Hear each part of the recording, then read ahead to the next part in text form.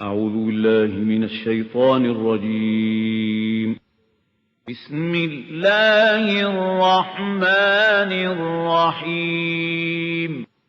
لقد أرسلنا رسلنا بالبينات وأنزلنا معهم الكتاب والميزان ليقوم الناس بالقسط.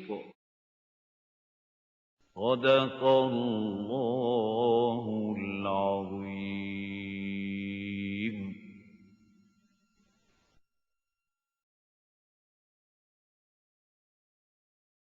الحمد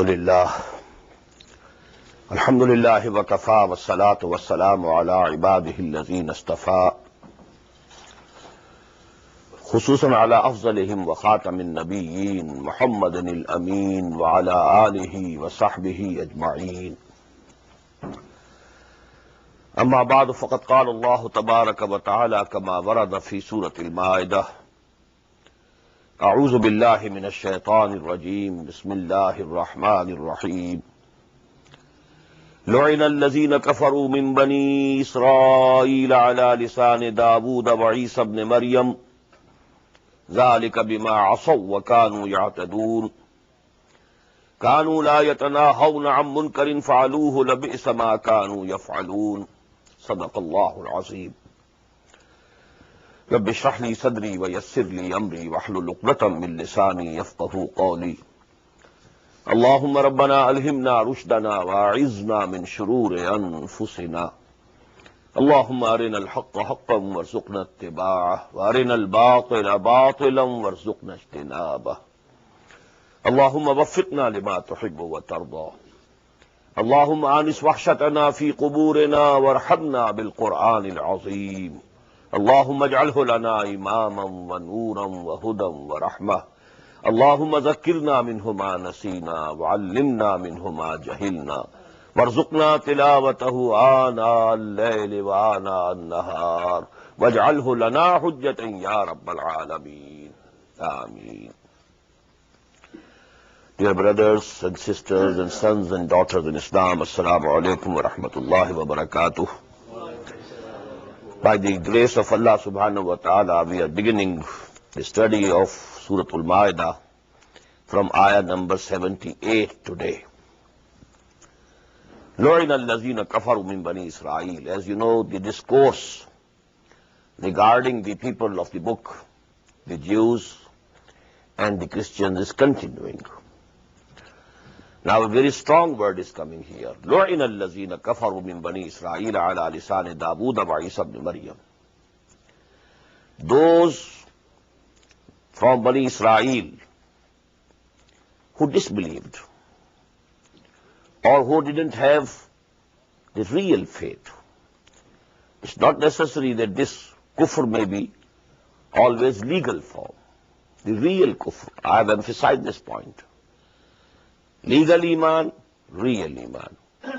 Legal kufr, real kufr. Legal irtidad and real irtidad.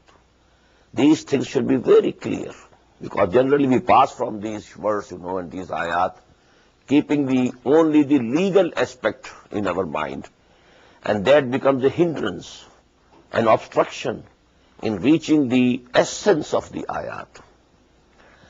To those of Bani Israel, because as a whole they were a Muslim ummah. Legally they were not kafirs. But actually, if we see to the real iman, the real faith, most of them were lacking it, just as we today are lacking it. We are Muslims. We profess to be Muslims. We are testifying, La ilaha illallah Muhammadur Rasulullah. Everything is okay. We are Muslims. But how many of us have the real iman? It's absolutely different issue.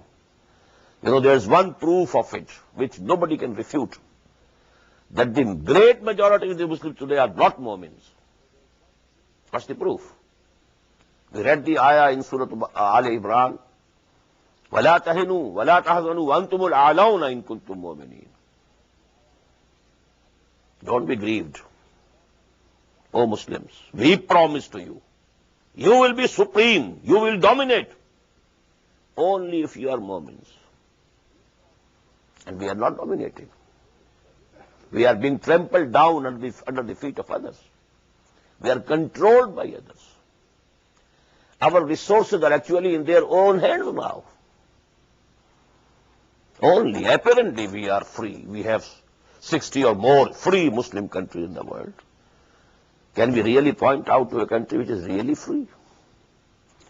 That means we are not Mu'mins. 2 and 2 go to make 4. There can be no escape from it. The same was the case with Bani Israel. They were a Muslim Ummah, no doubt. But the majority of them lacked the real Iman. And now here a very strong word is used. Lu'ina. They were cursed by Allah subhanahu wa ta'ala. And we find, the stronger words. ضُرِبَتْ عَلَيْهِمُ الزِّلَّةُ وَالْمَسْكَنَةُ وَبَاءُوا بِغَضَبٍ مِّنَ اللَّهِ. These are the wordings from Surah Al-Baqarah. There are, nearly the same wordings appear with a little difference in Surah Al-Imran. And we can see our own picture in this mirror. ضُرِبَتْ عَلَيْنَا الزِّلَّةُ وَالْمَسْكَنَةُ. Al-Yawm. Today, we are the humiliated ones. Humiliation has been heaped upon us. Anyhow, Lu'ina, cursed. They were cursed. Cursed by whom? Allah. But Allah doesn't speak directly to everybody. Allah lisan Dawood wa Isa ibn Maryam. On the tongue of Dawood alayhi salatu wasalam and Isa, son of Mary. They cursed. And we can find in the Gospels how Hazrat Masih alayhi salatu wasalam criticized the Jews. You are like serpents. You are like graves in which there is nothing but decayed bones. But above the grave you have a very good white color and white, cloth. In the same way, you pose to be very pious people, religious people, Rabbaniyun. But actually within you is hidden a character, an extremely mean character. So that was the plight of Bani Israel. And same is ours. لُعِنَ الَّذِينَ كَفَرُوا مِن بَنِي إِسْرَائِيلَ عَلَىٰ لِسَانِ دَاوُودَ وَعِيسَى بْنِ مَرْيَمَ ذَٰلِكَ بِمَا عَصَوا وَّكَانُوا يَعْتَدُونَ. And this was not without any cause. This was because they had been transgressing, disobeying. عَصَوا مَعْصِيَةً وَكَانُوا يَعْتَدُونَ. They were transgressing the limits. كَانُوا لَا يَتَنَاهَوْنَ. And one of their very big shortcomings. And again, don't feel offended. I will invite you to see whether we are not doing the same. كَانُوا لَا يَتَنَاهَوْنَ عَنْ مُنْكَرٍ فَعَلُوهُ. They didn't forbid each other from the wrong things which they were doing. Because when a nation or a community as a whole goes down, they have a gentleman agreement among themselves. You don't criticize me, I won't criticize you. Let us make that arrangement. كَانُوا لَا يَتَنَاهَوْنَ عَنْ مُنْكَرٍ فَعَلُوهُ. They were not forbidding each other on the wrong things they were committing. لَبِئْسَ مَا كَانُوا يَفْعَلُونَ. Definitely, it was very evil what they were doing. تَرَى كَثِيرًا مِنْهُمْ يَتَوَلَّوْنَ الَّذِينَ كَفَرُوا. You will see many of them making friends and taking them as protectors. Whom? الَّذِينَ كَفَرُوا. Here kafaru means something else. The idolaters. The people of Arabia who were worshipping idols. The associators with Allah, the pagan Arabs. They used to say, well, they are on a better level than these Muslims. This is the extremism of enmity they had against Muhammad sallallahu alaihi wasallam and the Muslims. تَرَى كَثِيرًا مِّنْهُمْ يَتَوَلَّوْنَ الَّذِينَ كَفَرُوا لَبِئْسَ مَا قَدَّمَتْ لَهُمْ أَنفُسُهُمْ. Surely, very evil and bad is what their souls have sent forward for themselves. This is Iman bil Akhirah. Whatever we are doing, we are sending it for ourselves. We shall find it in the hereafter. لَبِئْسَ مَا قَدَّمَتْ لَهُمْ أَنفُسُهُمْ. their own ids and libidos and baser selves, they are sending what they are sending. The stocks they are gathering in the hereafter. They are very bad. And sakhit Allahu alayhim. Allah subhanahu wa ta'ala has been angered upon them. So fil azabihum khalidun, and they will abide forever in the punishment, in the chastisement. وَلَوْ كَانُوا يُؤْمِنُونَ بِاللَّهِ وَالنَّبِيِّ.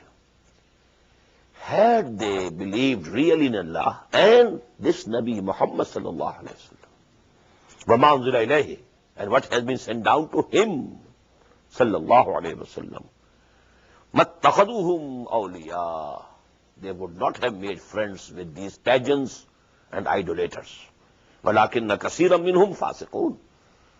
But most of them are actually themselves transgressors. So they are making friendship with them. Now a very important subject is coming. A difference of behavior of these two groups of the people of the book. The Jews were bitter, most enemies.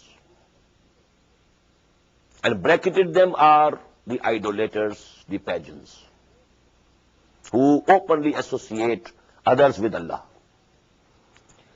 On the contrary, the attitude of the Christians as a whole at the time of the Prophet ﷺ was absolutely different. Although not many of them embraced Islam, except for the people in Abyssinia. But you know, the letters of invitation which were sent to them, most of them honored the letters of the Prophet ﷺ. They were very lukewarm. Heraclius, you know, he even intended to accept Islam. But he only wanted that the whole Roman Empire maybe should be converted to Islam today, as 300 years ago Constantine, the emperor, Roman emperor, had converted, and the whole, empire had converted. So that the system remained the same. Constantine remained the emperor. Had he alone embraced Islam, he would have to abdicate the throne. So that was where he failed, when people didn't agree. Otherwise, he had recognized Muhammad sallallahu alaihi wasallam, that he is the person. About him we find prophecies in the Old Testament as well as the New Testament. Anyhow, the difference, لَتَجِدَنَّ أَشَدَّ النَّاسِ عَدَاوَةً لِلَّذِينَ آمَنُوا الْيَهُودُ وَالَّذِينَ أَشْرَكُوا. You'll surely find the most vehement of the people in hostility and enmity towards those who believe in Muhammad sallallahu alaihi wasallam, al-Yahud, the Jews, وَالَّذِينَ أَشْرَكُوا. And with them are bracketed the idolaters.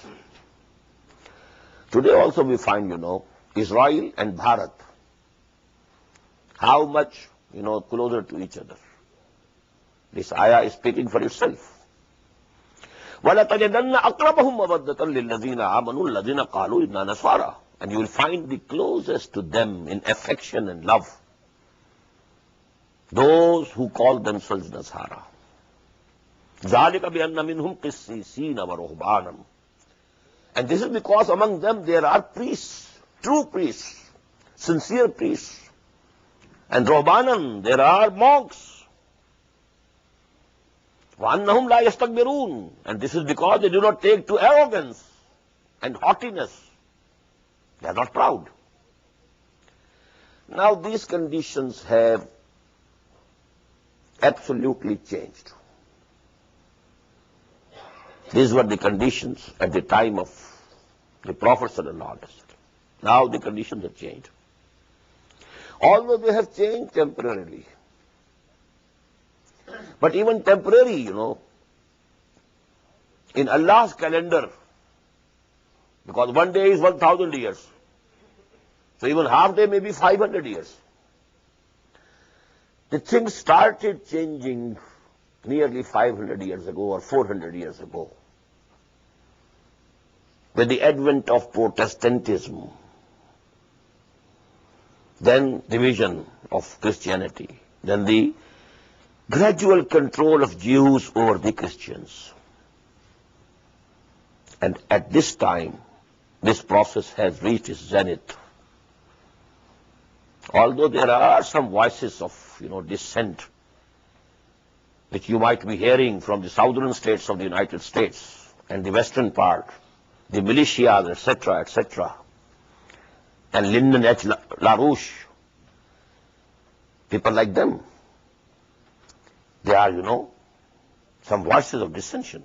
But practically, the whole Christian world is under the thumb of the Jews, the Zionists. And Christians have lost their identity, at least for the time being. But things will change. We also believe in the second advent of Jesus. He will be coming. They also believe in it. And we have been told by Muhammad sallallahu alaihi wasallam that then Christians will close to Muslims, come close and closer. No difference will remain and both will become one. Islam will be the deen of these Christians also. So just as we found that in this world, the munafiqeen were bracketed with Muslims, with Mu'mins. In the hereafter, they will be bracketed with the kuffar, the unbelievers. In the same way, today, Christians and Jews are bracketed together. But before the end of this world, things are going to change. I can't say when. I can't give you the timetable. But this must happen. These are clear prophecies. Before that, the whole of the Christian world is going to wage a very big war against the Muslims, which they call Armageddon. And the Prophet ﷺ has said, named it Al-Malhamatul Uzma, the greatest war of human history. And you might be hearing these slogans from these Christians, Armageddon is coming. Jesus is coming, Armageddon is coming. This Armageddon, it is going to be a very big war with very high casualties of the Muslims. In one hadith we find the verse that a crow will fly and fly and fly for the whole day. He won't find even a single inch on the land without a dead body to come down. After being exhausted, it will fall on a dead body. 999 out of every 1,000 will be killed. These are the words of the hadith. You can find these hadiths in the Kitabul Malahim and Kitabul Fitan. In every collection of hadiths, you have these chapters. Anyhow. But after that, the tables will be turned, that Jesus will come down, and a leader will appear among the Muslims, Mahdi, and by their cooperation and helping each other. And some armies will come from the east to help Mahdi. And then the things will be changed. And then, the Jews will be eradicated, eliminated altogether. And Christians will become Muslims. So that will be the end, inshallah. But anyhow, actually this is, the condition which was there at the time of the Prophet. وَإِذَا سَمِعُوا مَا أُنزِلَ إِلَى الرَّسُولِ تَرَى أَعْيُنَهُمْ تَفِيضُ مِنَ الدَّمْعِ. This ayah refers to an incident.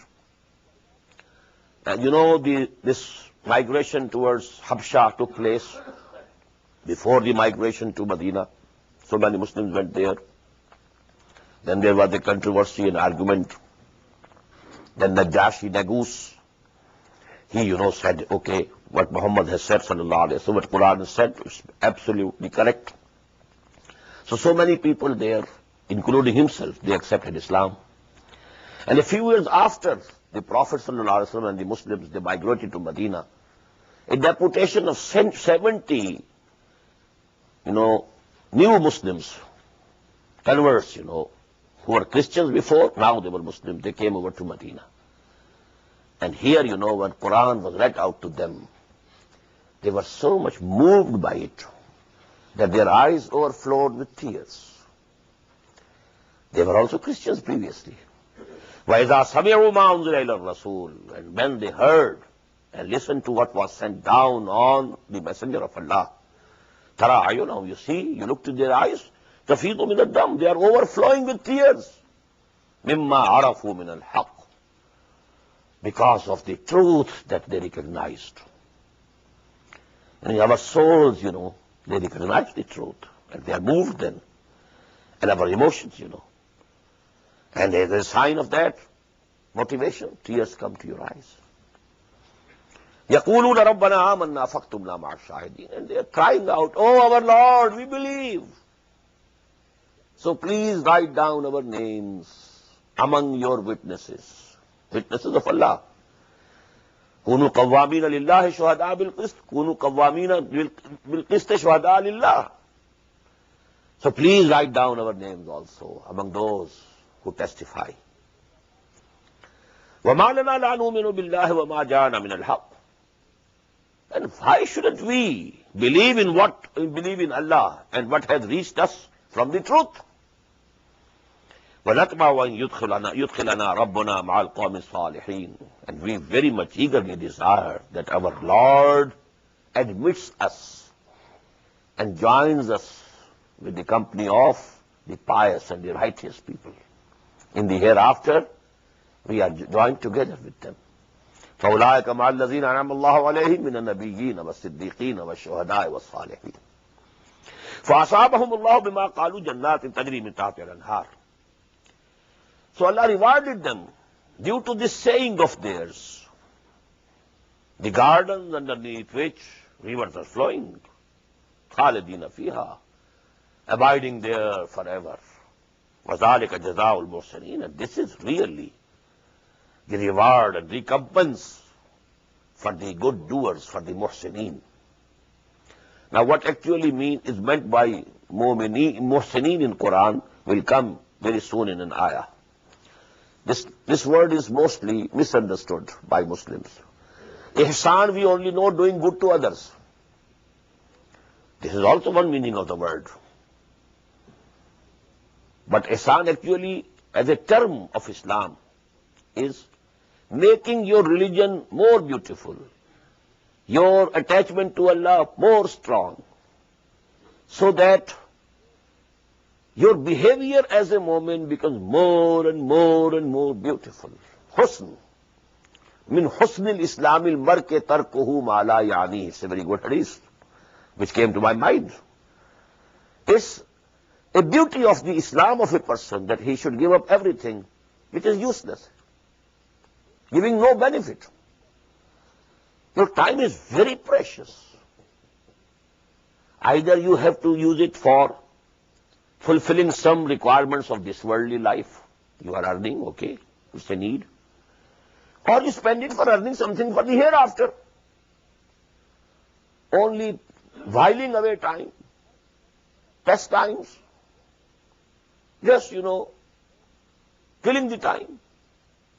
This doesn't become of a Muslim who knows that every moment of today is going to become eternal in the hereafter. The reward of this limited life is going to be repaid to us in the unlimited life. Can there be any ratio between the finite and the infinite? No ratio. So every moment of this life also is so important. So ihsan means beautifying your religion, your character, your behavior as the bondsman of Allah. But this ayah will come very soon. وَالَّذِينَ كَفَرُوا وَكَذَّبُوا بِآيَاتِنَا أُولَٰئِكَ أَصْحَابُ الْجَحِيمِ. The same thing, the contrast always. When there is the mention of the Muslims, Mu'mins, then what will be the end and lot of the unbelievers? As for those who disbelieve and belie our signs and ayat, they are the companions of hellfire. يَا أَيُّهَا الَّذِينَ آمَنُوا لَا تُحَرِّمُوا طَيِّبَاتِ مَا أَحَلَّ اللَّهُ لَكُمْ وَلَا تَعْتَدُوا. O you who believe, don't declare as unlawful, forbidden, whatever is pure, whatever is good. مَا أَحَلَّ اللَّهُ لَكُمْ, which Allah has declared as permissible. وَلَا تَعْتَدُوا. Don't exceed the limits. Now this is another extreme form. When somebody becomes, over pious, over muttaqi, Maulana Maududi used to use a term, taqwa ka haiza. It is the condition, you know. Then, you know, they are not using even the permissible things. So, to take something which is haram and make it halal for you is a big crime. But equally, big crime is to make something, to declare something haram which is lawful. If you declare a halal haram, or if you declare a haram halal, both are equal. So one must be very cautious. That ought to do. Don't be extremist. Don't go to the other end. Inna Allah la yuhibbul mu'tadeen. Allah subhanahu wa ta'ala doesn't like those who exceed the limits. We find in Quran, you know, even the Prophet himself was admonished, sallallahu alayhi wa sallam. Ya ayyuhan nabi, lima tuharrimu ma ahallallahu lak tabtaghi mardat azwajik. Oh Prophet, why are you declaring for yourself as haram? I will not take it anymore now. What Allah has made permissible for you. So whatever is permissible, never go to the other side or the other extreme. وَكُلُوا مِمَّا رَزَقَكُمُ اللَّهُ حَلَالًا طَيِّبًا. And do it what Allah subhanahu wa ta'ala has given you. And if it is halal and tayyib, pure and clean and permissible. وَاتَّقُوا اللَّهَ الَّذِي أَنْتُمْ بِهِ مُؤْمِنُونَ. And have taqwa. Always remain conscious of Allah, on whom you have the belief and faith. If you profess to have the belief and faith in Him and you remain unmindful of Him, unconscious of Him. Now, this reminds me of a saying of a saint. Although he was illiterate, but he was a very pious person. I remember him. He's died now. He used to say, Jo dam ghafil, so dam kafir. The moments that you pass unmindful of Allah, these moments you have passed as unbelievers, not believers. Never be unmindful of Allah. Allah should remain at the conscious level every moment. So this is another definition of kufr and Islam. If you are unmindful of Allah, really this time has passed in a sort of kufr. Jo dam ghafil, so dam kafir. La yu'akhidukum Allahu bil-laghwi fi yamanikum. Allah is not going to take you to task regarding your unintentional oaths. And this is the habit of our Arab brethren. Wallahi, billahi. They won't start a single sentence without wallahi. What is this wallah? Are you taking an oath? Are you declaring on oath and swearing? But it is just, a word of common use. They don't mean it. So this is lagh. La yu'akhidukum Allahu bil-laghwi fi yamanikum. Allah is not going to. He is not such a hard taskmaster. He will just ignore. Unintentional. وَلَكِنْ يُؤَاخِذُكُمْ بِمَا عَقَّدتُمُ الْأَيْمَانَ. But any oath that you take seriously, intentionally, well, that will be accounted for.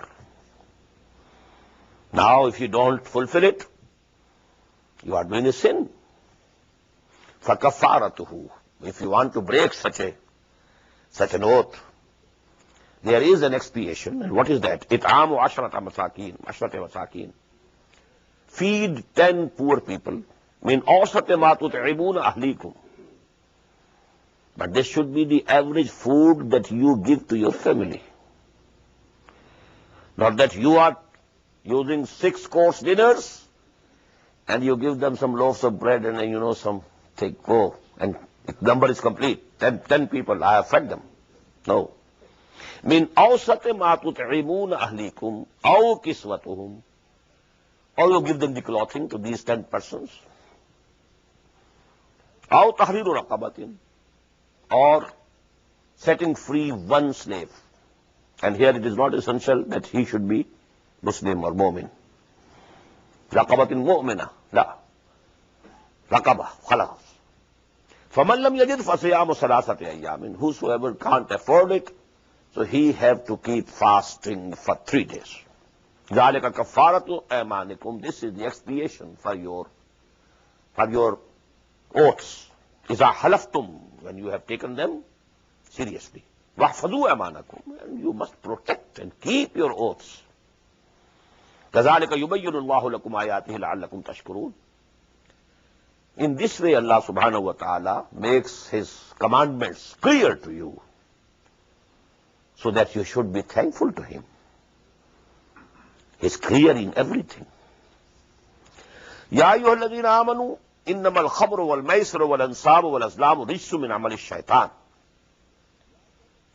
O you who believe, verily wine and gambling and sacrificing to the idols and deciding about things or knowing luck through arrows, using the arrows, this is also a form of gambling. Rijsum min amali shaitan. They are Shaitan's handiwork, Satan's handiwork, abomination. Fajtanebu. So refrain from these things. لَعَلَّكُمْ تُفْلِحُونَ. So that you can prosper. You can prosper spiritually. You can prosper in Iman. You can go higher up from Islam to Iman or from Iman to Ihsan. إِنَّمَا يُرِيدُ الشَّيْطَانُ أَنْ يُوقِعَ بَيْنَكُمُ الْعَدَاوَةَ وَالْبَغْضَاءَ فِي الْخَمْرِ وَالْمَيْسِرِ. Now, there were 4 things in the former ayah. Repetition is coming only for 2. إِنَّمَا يُرِيدُ الشَّيْطَانُ أَنْ يُوقِعَ بَيْنَكُمُ الْعَدَاوَةَ وَالْبَغْضَاءَ فِي الْخَمْرِ وَالْمَيْسِرِ. Repetition is for wine and gambling. Why these 2 things are bracketed? We find these 2 things bracketed in Surah Al-Baqarah. يَسْأَلُونَكَ عَنِ الْخَمْرِ وَالْمَيْسِرِ قُلْ فِيهِمَا اسْمٌ كَبِيرٌ وَمَنَافِعُ لِلنَّاسِ وَاسْمُهُمَا أَكْبَرُ مِنْ نَفْعِهِمَا. But if you are bracketing something, there must be something common. What is common? Why does a man take wine or liquor? Because he wants to shun the bitter realities of life.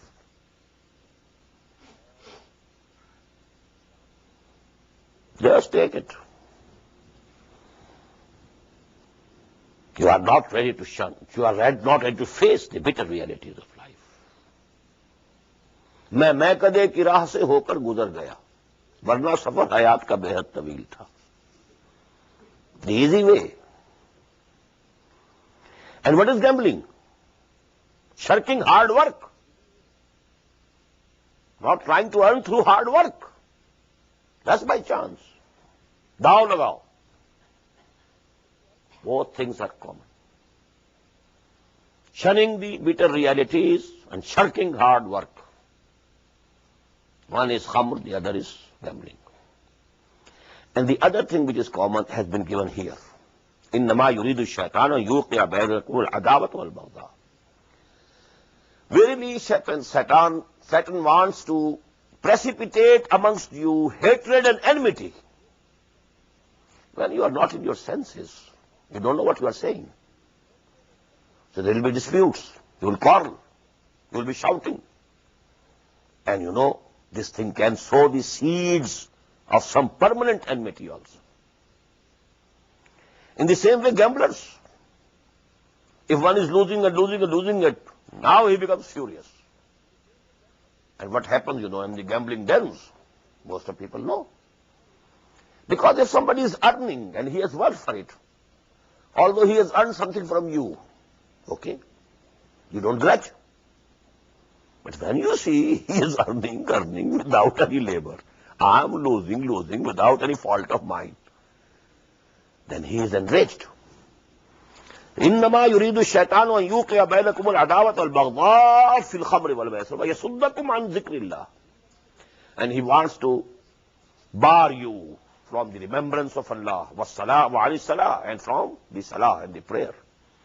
فَهَلْ أَنْتُمْ مُنْتَهُونَ. Now this is a very stern way of addressing. How are you stopping or not?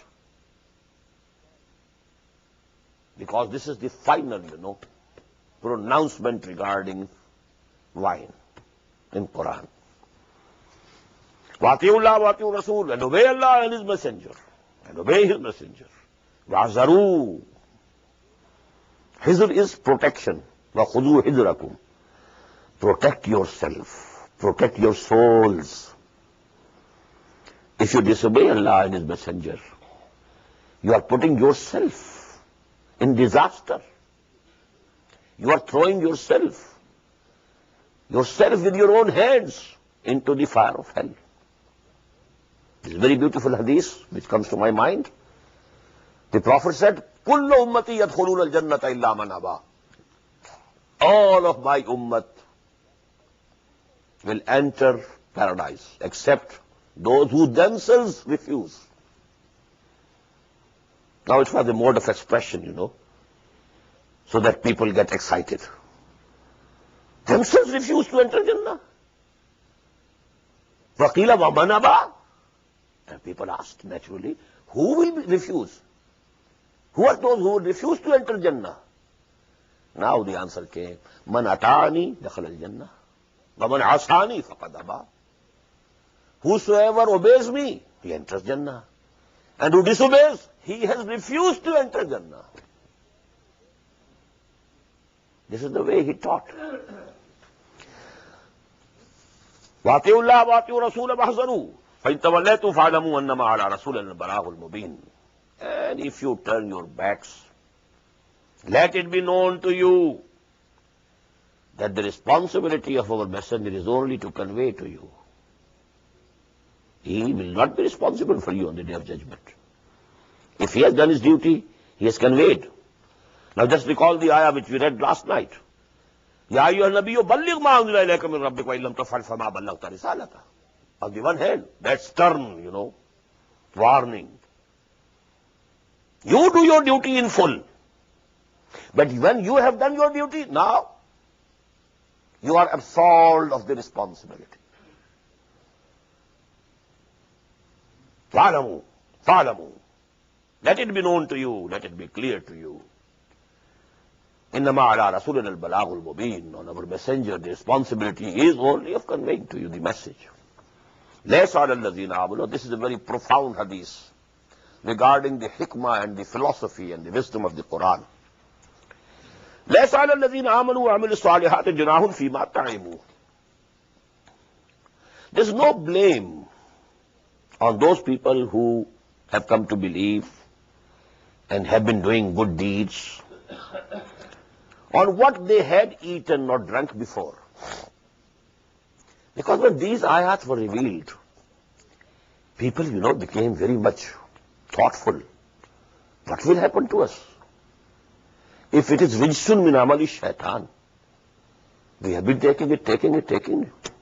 Maybe someone among them had accepted Islam at the age of 60. He was consuming alcohol and wine throughout his life.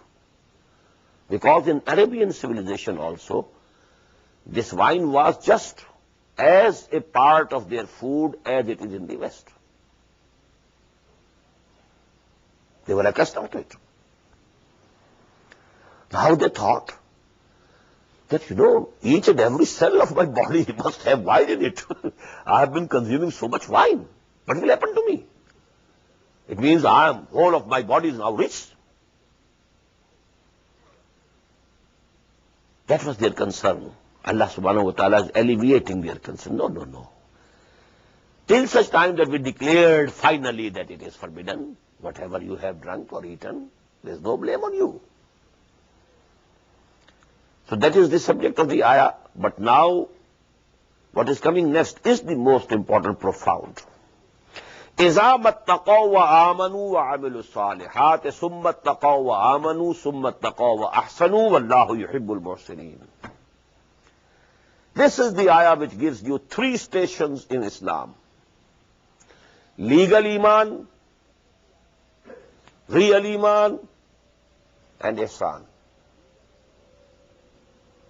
The same three questions were asked to the Prophet by Jibreel alayhi salatu wassalam, and you find it in the hadith of Jibreel, the Sunnah. Akhbirni anil Islam, akhbirni anil iman, akhbirni anil ihsan. Legal iman is Islam. We are Muslims, we are legally mu'min. Real iman is the conviction if you really have it. May Allah give us all that conviction, that real belief, that yaqeen, ilm al-yaqeen at least. And then highest level is ihsan. What is ihsan? An ta'bud Allah ka'annaka tarahu, fa in lam takun tarahu fa innahu yarak. That your belief in Allah's existence and presence reaches that level of conviction as if you are seeing Him with your own eyes. And if not that, you must have a feeling that He is seeing you and you are in His presence. An ta'bud Allah ka'annaka tarahu. But you know, this hadith has been narrated by so many Sahaba. Hazrat Umar, Abdullah ibn Umar, Abdullah ibn Abbas, Abu Huraira, and there are slight differences in wordings. So let me give you three things here. An ta'bud Allah ka'annaka tarahu. An takhsha Allah ka'annaka tarahu. An ta'amala lillahi ka'annaka tarahu. Fa in lam takun tarahu fa innahu yarak. You worship Allah as if you see Him. You fear Allah as if you see Him. You work for Allah. You strive for Allah with such an intensity as if you are seeing Him. This is ihsan. Now we find there three stations, three levels. But the driving force, what will take me from the first to the second? Taqwa. What will take me to the third? Taqwa. How beautifully this taqwa is being repeated here. لَيْسَ عَلَى الَّذِينَ آمَنُوا وَعَمِلُوا الصَّالِحَاتِ جُنَاحٌ فِي مَا طَعِمُوا إِذَا مَا اتَّقَوْا وَآمَنُوا وَعَمِلُوا الصَّالِحَاتِ ثُمَّ اتَّقَوْا وَآمَنُوا ثُمَّ اتَّقَوْا وَأَحْسَنُوا وَاللَّهُ يُحِبُّ الْمُحْسِنِينَ. Three levels you have to climb step by step. لَتَرْكَبُنَّ طَبَقًا عَنْ طَبَقٍ. But you need some effort to go higher up. And you know, the pushing force, the motivating force, the driving force is taqwa. Here I differ from Maulana Maududi. He has written a very good book, a very small pamphlet, but very profound. He has taken them to be four stations: Iman, Taqwa, Islam, Ihsan. According to this ayah, Taqwa is not a station. Taqwa is not a level. It's the continually driving force. Stations are only three: Islam or legal Iman, then real Iman, then Ihsan. But anyhow, the subject matter of that booklet is very good, very profound. But here, you know, it's better because taqwa is repeated three times here. It is the driving force. And second point which this ayah clears very much is the difference of opinion between Imam Abu Hanifa and Imam Bukhari rahimahumullah. Imam Abu Hanifa says that Iman and Amal Saleh, they are two separate entities. Imam Bukhari says no, Iman and Amal Saleh are one organic whole. Both are 100% correct. How? Apparently, these statements are self-contradictory. But one is speaking about the legal Iman. Imam Abu Hanifa is a jurist. He looks to the legal sides of the matter. At the legal level, Iman is separate, Amal is separate. Amal is not part of Iman. But at the real level, they amalgamate with each other. They become an organic whole. This is what you find here. At the legal level, إِذَا مَتَّقَوْا وَآمَنُوا وَعَمِلُوا الصَّالِحَاتِ ثُمَّ اتَّقَوْا وَآمَنُوا. Now the Amal Saleh is not mentioned here again because now it has become an integral part of Iman. They have mixed with each other as an organic whole, inseparable. La yanfak. Wallahu yuhibbul muhsinin. And whosoever reaches that level of ihsan, well, he becomes the beloved of Allah. May Allah give us at least the courage to make a firm resolve to rise to that level. If you have the intention, Allah will open ways for you.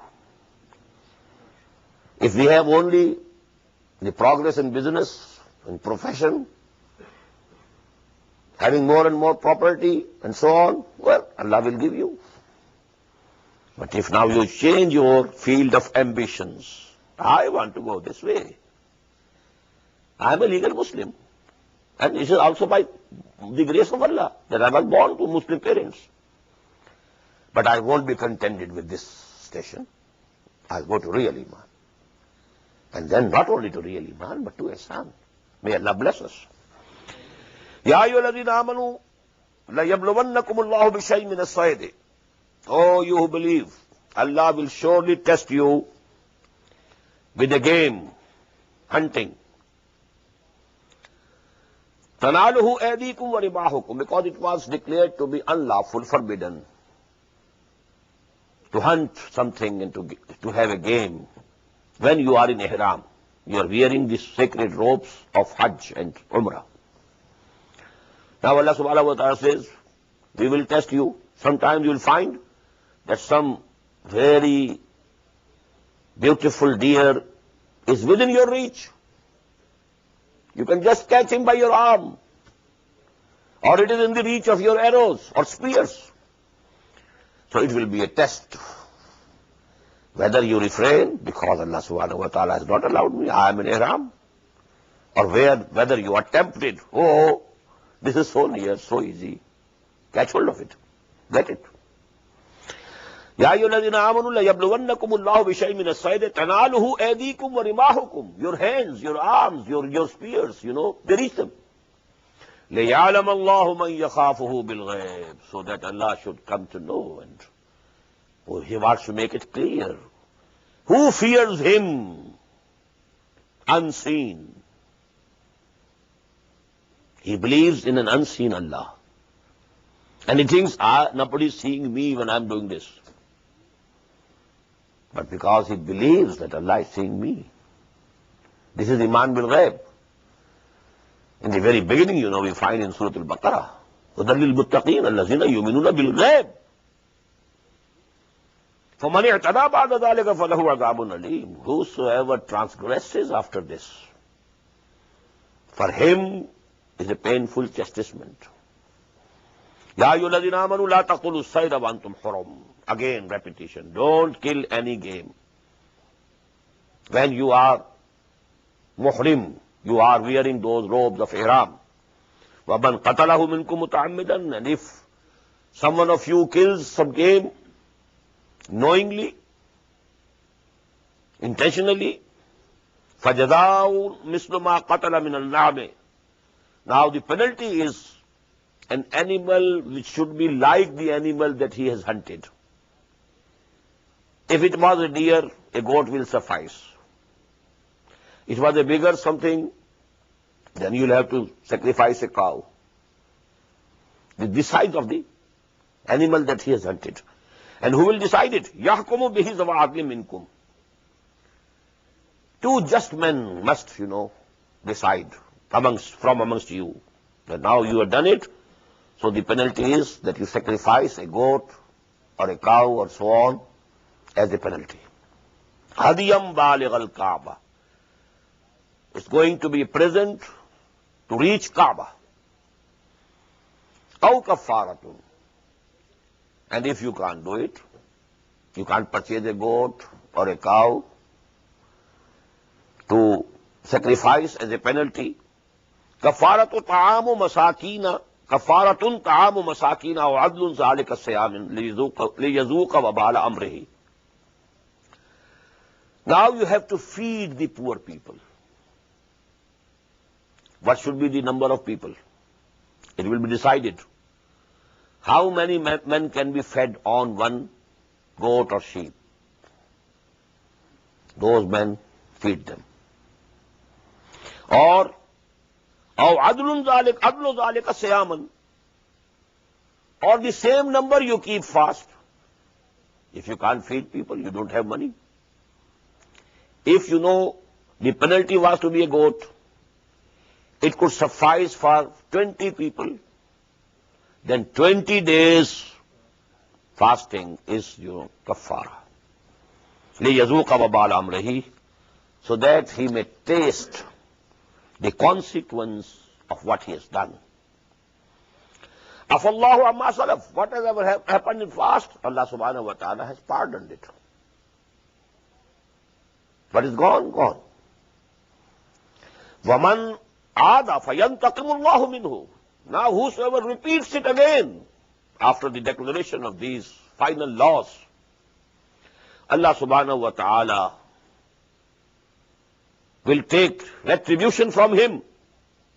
And Wallahu azizun intiqam. And Allah is Aziz, all powerful, and is Lord of retribution.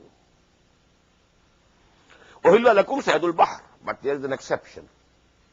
If you are traveling in a river or a sea, in a boat, uhilla lakum saydul bahri wa ta'amuhu mata'an lakum wa lis-sayyara.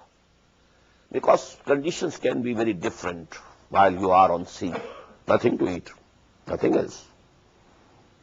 So there, hunting of the sea, fishing, it is permissible. And eating it is okay. Mata'an lakum, provision for you and for the travelers. وَلِلسَّيَّارَةِ وَحُرِّمَ عَلَيْكُمْ سَيْدُ الْبَرِّ مَا دُمْتُمْ حُرْمًا. As long as you are in ihram, this hunting of the land is prohibited to you. فَاتَّقُوا اللَّهَ الَّذِي إِلَيْهِ تُحْشَرُونَ. And have taqwa of Allah, to whom you will be gathered together. In His presence you will have to stand. جعل الله الكعبة البيت الحرام قياما للناس والشهر الحرام والهدي والقلائد. Now these words came in the very beginning also. Now Allah confirms it, reconfirming it. Allah has declared Kaaba. جعل الله الكعبة البيت الحرام. This is the sacred house.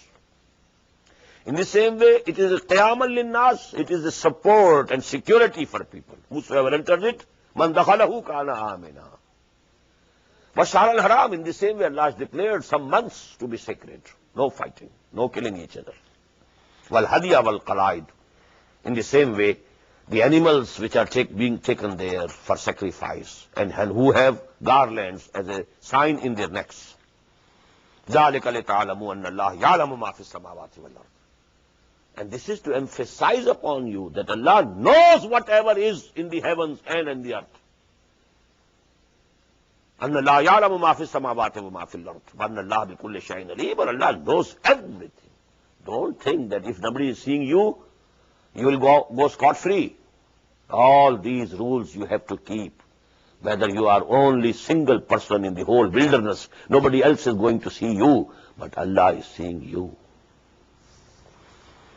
اعلموا أن الله شديد العقاب والله غفور رحيم.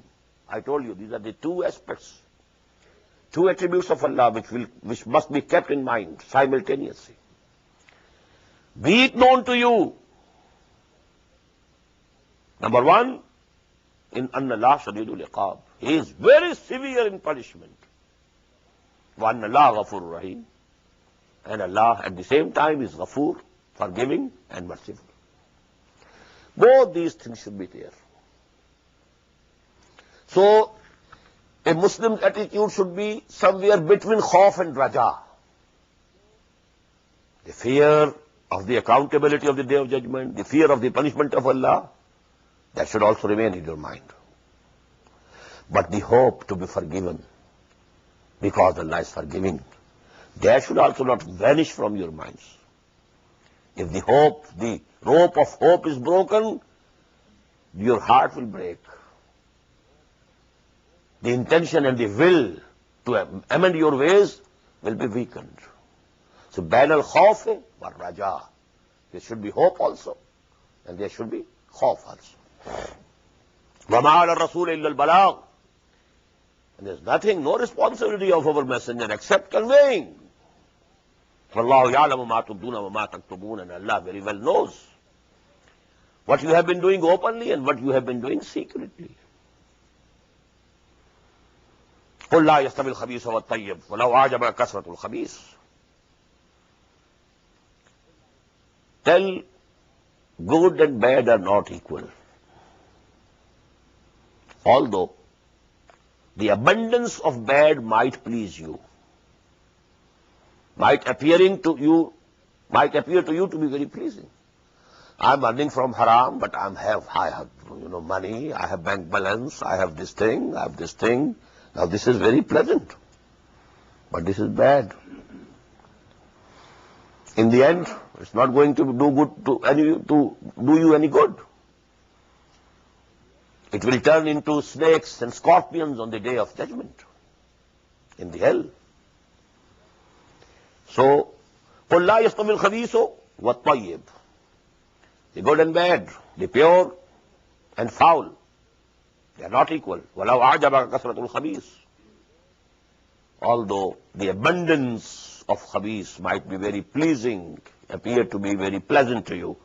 فَاتَّقُوا اللَّهَ يَا أُولِي الْأَلْبَابِ لَعَلَّكُمْ تُفْلِحُونَ. So have taqwa of Allah subhanahu wa ta'ala. Oh, people of understanding.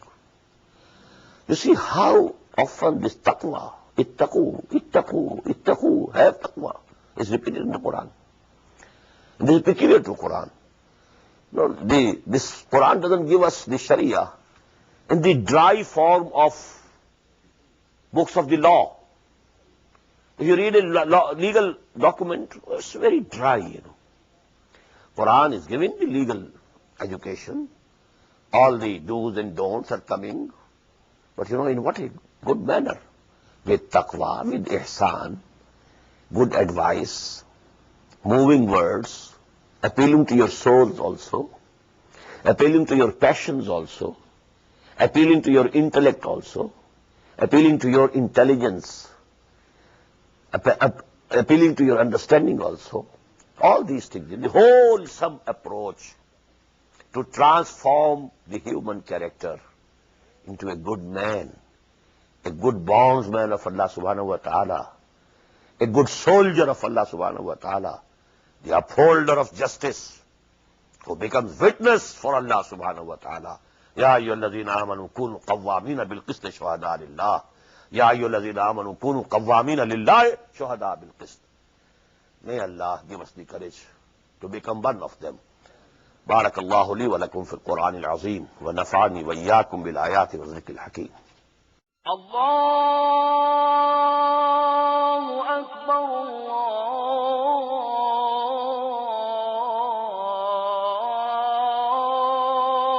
Allahu Akbar. The Islamic Organization of North America, IONA, is an organization dedicated to reviving the Quran into the hearts of Muslims while bringing its message to non-Muslims. The obligations of a Muslim as ordained by the Quran and Sunnah can be understood as having 4 levels. 1.